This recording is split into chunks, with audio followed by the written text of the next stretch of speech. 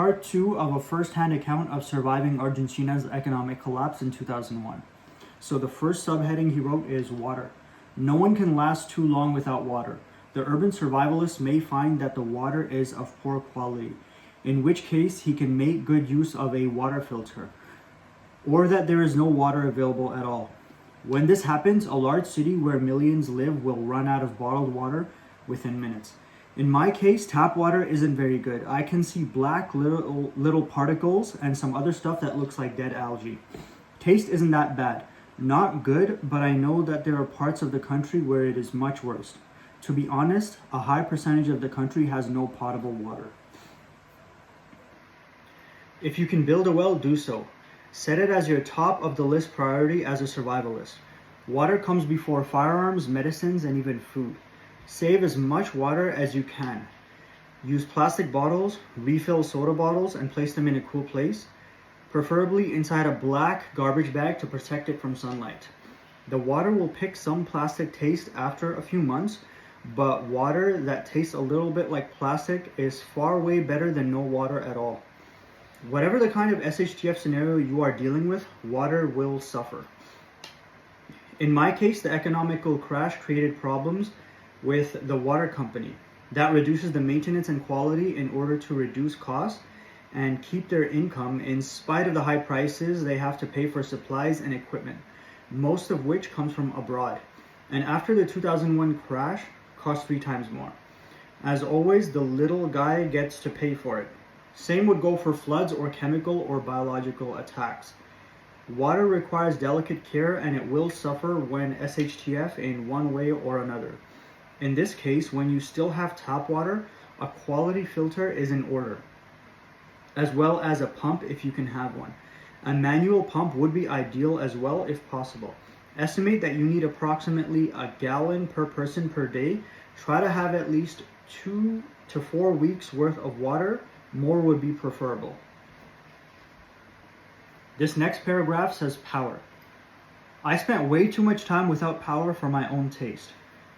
Power has always been a problem in my country, even before the 2001 crisis. The real problem starts when you spend more than just a few hours without light. Just after the SHTF in 2001, half the country went without power for 3 days. Buenos Aires was one big dark grave. People caught on elevators, food rots, hospitals that only had a few hours worth of fuel before the generator ran out of power. Without power, days get to be a lot shorter. Once the sun sets, there is not much you can do. I read under candlelight and flashlight, and your head starts to hurt after a while. You can work around the house a little bit, but only as long as you don't need power tools. Crime also increases once the lights go out, so whenever you have to go somewhere in a blackout, carry the flashlight on one hand and a hand GUN on the other. Summarizing, being in a city without light turned to be depressing after a while. I spent my share of nights alone listening to the radio, eating canned food, and cleaning my GUNs under the light of my LED headlamp. Then I got married, had a son, and found out that when you have loved ones around you, blackouts are not as bad. The point is that family helps morale on these situations. A note on flashlights. Have 2 or 3 head LED lights. They are not expensive and are worth their weight in gold. A powerful flashlight is necessary, something like a big mag light or better yet a Surefire, especially when you have to check your property for intruders. But for more mundane stuff like preparing food, going to the toilet, or doing stuff around the house, the LED headlamp is priceless. Try washing the dishes on the dark while holding a 60 lumen flashlight on one hand, and you'll know what I mean. LEDs also have the advantage of lasting for almost an entire week of continuous use, and the light bulb lasts forever. Rechargeable batteries are a must, or else you'll end up broke if lights go out often. Have a healthy amount of spare quality batteries and try to standardize as much as you can. I have 12 Samsung NM 2500 mAh AA and 8 AAA 800 mAh for the headlamps. I use D-cell plastic adapters in order to use AA batteries on my 3 D-cell mag light. This turned out to work quite well, better than I expected. I also keep 2 or 3 packs of regular Duracell batteries just in case. These are supposed to expire around 2012, so I can forget about them until I need them. Rechargeable NM batteries have the disadvantage of losing power after a period of time, so keep regular batteries as well and check the rechargeable ones every once in a while. After all these years of problems with power, what 2 items would I love to have? Number 1, the obvious, a generator. I carried my fridge food to my parents' house way too many times on the past. Too bad I can't afford one right now. 2, a battery charger that has both solar panel and a small crank. They are not available here. I saw that they are relatively inexpensive in USA. Do yourself a favor and get 1 or 2 of these, even if they don't charge as well as regular ones. I'm sure it will put out enough power to charge batteries for LED lamps at least. The next subheading is gas.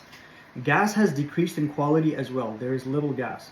Try to have an electric oven in case you have to do without it. If both electricity and gas are down, one of those camping stoves can work as well. If you keep a good supply of gas cans, the ones that work with liquid fuel seem to be better on the long run, since they can use different types of fuel. You can only store a limited amount of compressed gas, and once you run out of it, you are on your own if stores are closed or they sold them out. Anyway, a city that goes without gas and light for more than 2 weeks is a death trap. Get out of there before it's too late. This next subheading is a different mentality. I was watching the People and Art channel with my wife the other night. It was a show where they film a couple for a given period of time, and some people vote on who is the one with the worst habits, the one they find more annoying. We were in our bed, and this is when I usually fall asleep, but since the guy was a firearms police instructor, I was interested and managed to stay awake. At one point, the guy's wife said that she found annoying that her husband spent $500 a month on beauty products for himself, $500 USD on facial creams, special shampoo, and conditioner, as well as having his nails polished. If you are that guy and happening to be reading this, or if you know him, I'm sorry, but what an idiot. 500 USD, that's a small generator, or a GUN and a few boxes of ammo, I told my wife. That's 2 months worth of food, she said. We were each thinking of a practical use for that money. The money this guy was practically throwing away. Once the SHTF, money is no longer measured in money, but you start seeing it as the necessary goods it can buy. Stuff like food, medicine, gas, or the private medical service bill. To me, spending $500 on beauty products and to make it worse on a guy, that's simply not acceptable. The way I see it, someone with that mentality can't survive a week without a credit card. No use in even considering a SHTF scenario.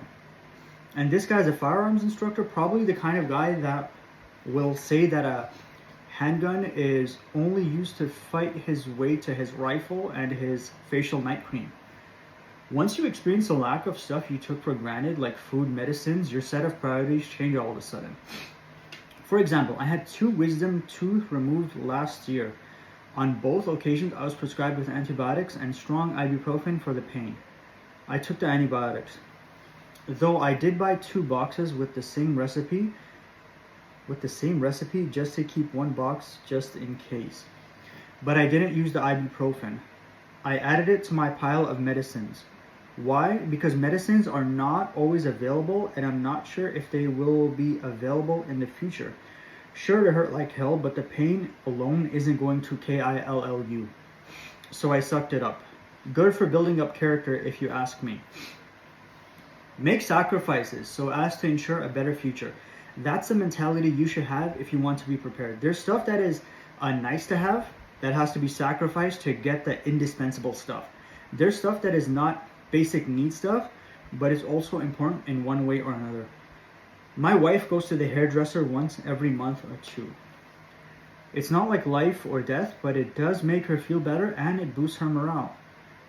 I buy a game for the Xbox or a movie to watch with my wife every once in a while just to relax. $7 or $10 a month are not going to burn a hole in my pocket. Addictions such as alcohol or drugs or even cigarettes should be avoided by the survivalists. They are bad for your health, cost a lot of money that could be much better spent, and create an addiction to something that may not be available in the future. Who will have to tolerate your grouchy mood when your brand of smokes is no longer imported after SHTF? Alright guys, that's it for part 2. The next part is gray/black market, which we're going to talk about in the next video. I'm assuming this is about the different things that you can barter after SHTF, and I'm assuming they have some sort of stalls and markets set up where everyone can trade, but I haven't read that part yet. I'm going to read it in real time with you guys. This whole story, everything we've done so far, even part 1, I have not read it fully. I only read the first paragraph, and I thought it was interesting enough to put on video. So yeah, I'll see you guys in part 3. Oh, and make sure to like and subscribe if you're enjoying it so far.